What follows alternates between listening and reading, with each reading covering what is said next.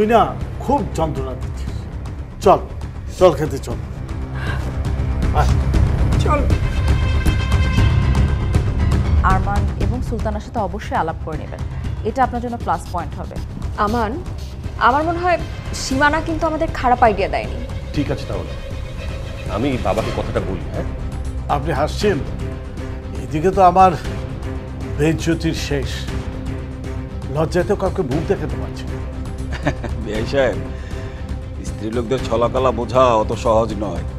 শোনো, আর কয়েকটা দিন, জাস্ট কয়েকটা দিন প্লিজ, একটু ধৈর্য ধরো প্লিজ।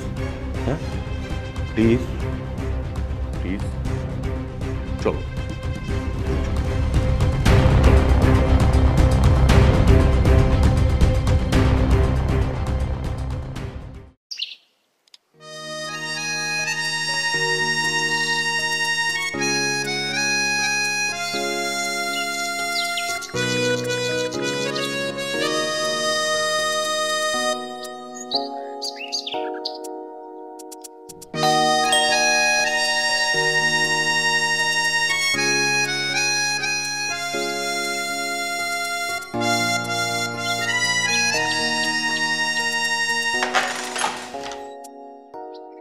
আপনি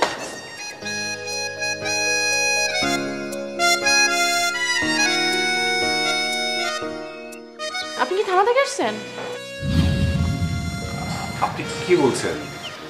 আমি থানা থেকে আসিনি। তাহলে আপনি কোথা থেকে আসছেন? হাসপাতাল থেকে আসছেন? হসপিটাল থেকে? কেন, কেউ কি অসুস্থ? অসুস্থ হইব না?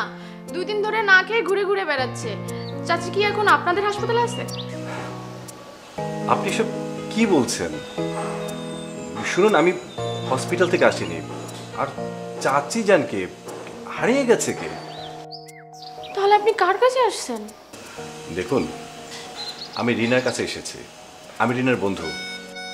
ও, আপনি রিনা আপার বন্ধু? আগে কইবেন না? তাহলে চাচি আপনার বাড়িতে গেছে, তাই না? না না, আপনি ভুল করছেন।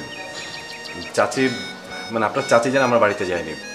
দেখুন, আমার নাম স্বপন, আমি শ্রীমঙ্গলে থাকি, রিনার বন্ধু।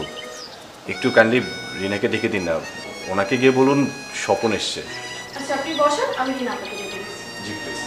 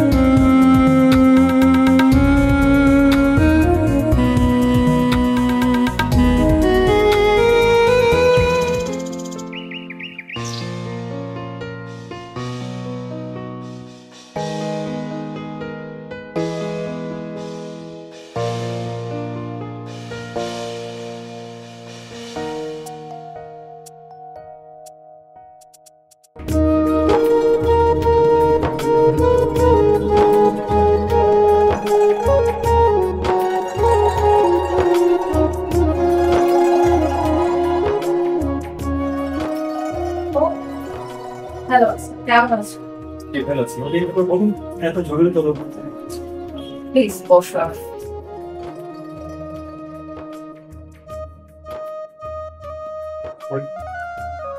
এত উতলা হচ্ছে কেন? এসেছো, বসো, চা কফি কি খাবে সেটা বলো, তারপর বলছি। আপনি যে আমাকে শুধু শুধু ডাকেননি ভাবি, সেটা আমি খুব ভালো করে জানি। কিন্তু কেন ডেকেছেন শুধুমাত্র সেটা জানি। তবে আপনার হাসি দেখে মনে হচ্ছে এই বিষয়টা আশাবাঞ্জক, আর আমার উতলা হবার কারণ সেটাই।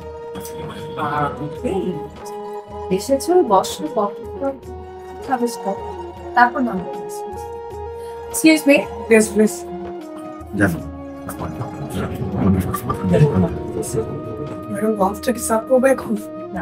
আমি ঠিক আছে, একেবারে লাঞ্চেন নিমন্ত্রণ। একদিন নামলে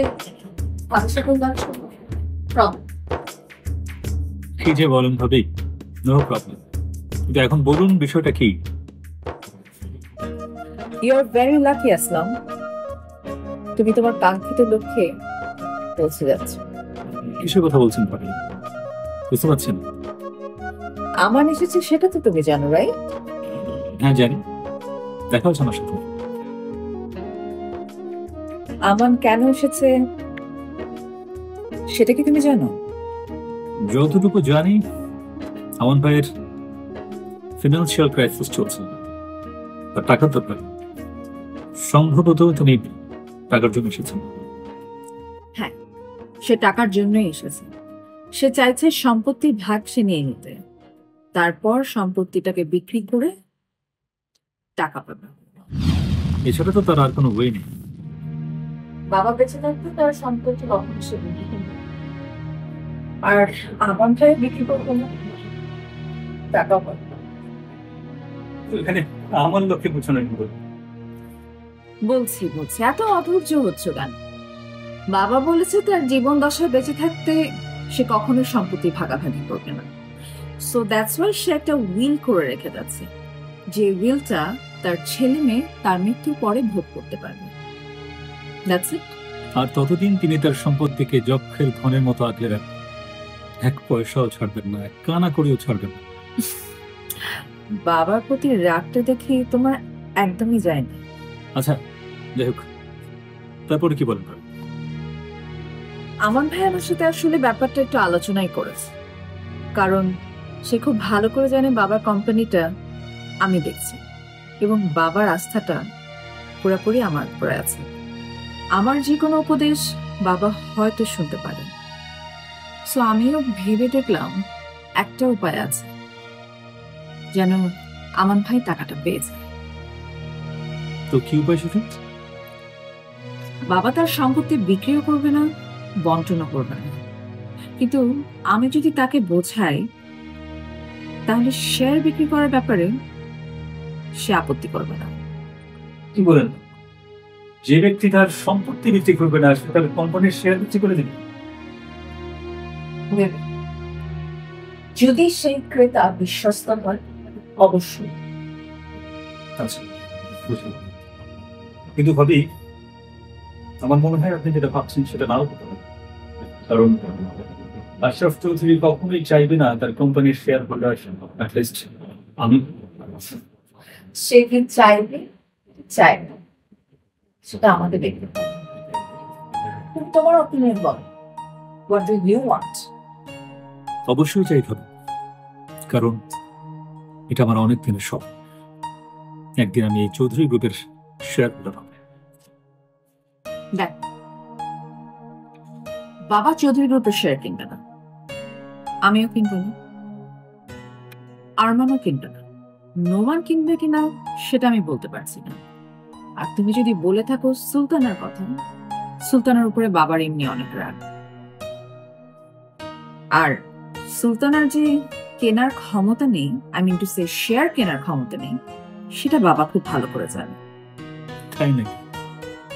তোমাদের ব্যাপারে বাবার কখনো ইন্টারেস্ট দেখিনি, প্রবাবলি তোমাদের ব্যাপারে আপডেটটা বাবার হয়তো জানা নেই।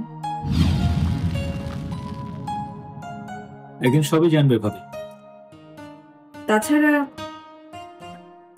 বাবা বাইরের কারোর কাছে শেয়ার বিক্রি করবে না,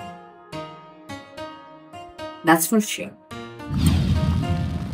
তাহলে আর কার কাছে করবো? আমি নিজে তো বাইরের লোক। তুমি বাইরের লোক, তবে পুরোপুরি নাই, অর্থ। সো তোমার কাছে শেয়ার বিক্রি করাটা সেফ। ওকে ভাবি, আম কনফারেন্সড, কিন্তু আমান ভাইয়ের শেয়ার ভ্যালু আনুমানিক কত হতে পারে? আনুমানিক 5 কোটি। এখন তুমি বলো, তুমি কি কিনতে প্রস্তুত? I mean to say, are you ready? তো মানে টাকার কোনো বিষয় না, আপনি শুধু বলুন আপনি কবে লাগবে। সেটা আমি তোমাকে জানাবো। এখন পর্যন্ত আমি বাবাকে প্রস্তাবটা দিইনি। বাবাকে প্রস্তাবটা দিই, দেখি ব্যাপারটা কোন দিকে যায়, বাবা কি বলেন, তারপর আমি তোমাকে শিওর করব।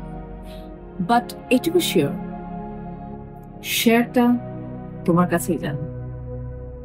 ওকে ভাবি, আমি রাজি। আমি জানি তুমি রাজি হবে। হ্যাঁ ভাবি, রাজি তো আমি হবই, কারণ এটা ছিল আমার বহুদিনের স্বপ্ন। আমার টাকার দরকার নেই, আমি শুধু চাই চৌধুরী গ্রুপে আমার এন্ট্রি। আমি আশরাফ চৌধুরীকে দেখিয়ে দিতে চাই যে তার হেল্প ছাড়াই আমি আসলাম আজকে এখানে দাঁড়িয়েছি। আমি তার কোম্পানির শেয়ার কিনে নিচ্ছি। আশরাফ চৌধুরী একসময় আমাকে অনেক হেয় করেছেন। সেই দিনাজপুর থেকে ঢাকা সব জায়গায় আমি ছিলাম একজন তুচ্ছ মানুষ। শুধুমাত্র সুলতানাকে ভালোবাসি বলে তিনি আমাকে তুচ্ছ-তাচ্ছিল্য করেছেন।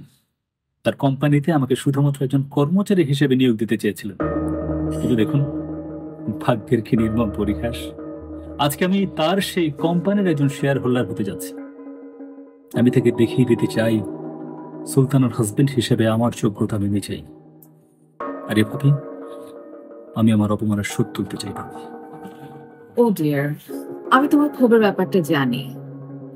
ডোন্ট ওয়ারি, আমি তোমার সাথে আছি। বাট আমি সত্যি চাই তুমি তোমার লক্ষ্যে, তুমি তোমার স্বপ্নে পৌঁছে যাও। Thank you. কিন্তু আমার একটা কথা আছে। বলুন, কি কথা? তোমার জন্য যে আমি এত কিছু করব, আমার বেনিফিট, তুমি আমার জন্য কি করবে? আপনি যদি চান আমার সম্পূর্ণ শেয়ার ডিভিডেন্ড আপনাকে দিয়ে দেব, একটা পয়সা আমি নিলাম না। একটা ক্ষুদ্র জিনিসে আমার তো না করতে। তাহলে কি চান?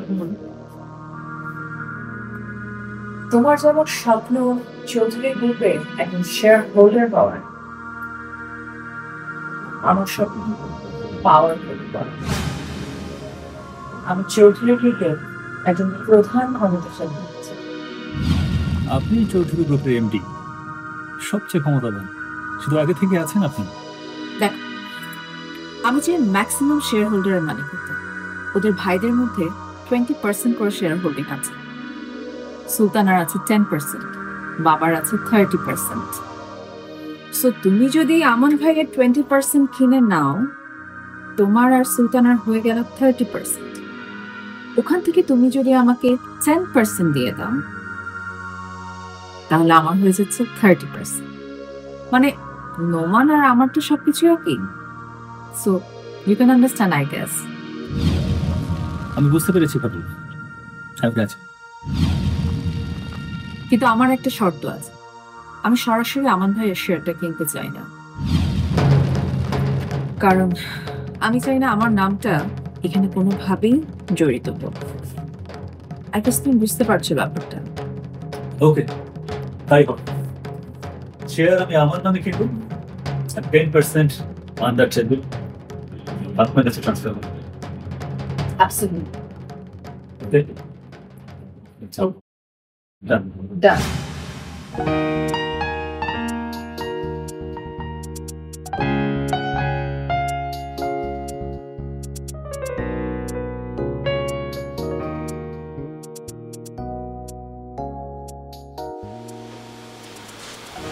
স্বপন, তুমি? হ্যাঁ, আমি কেমন আছো বলো? ভালো আছি, তুমি কেমন আছো? ভালো, অনেক দিন পর।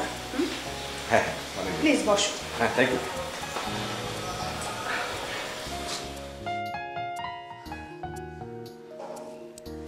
আফরোজা, আফরোজা একটু চা নাস্তা দিয়ে যাও তো।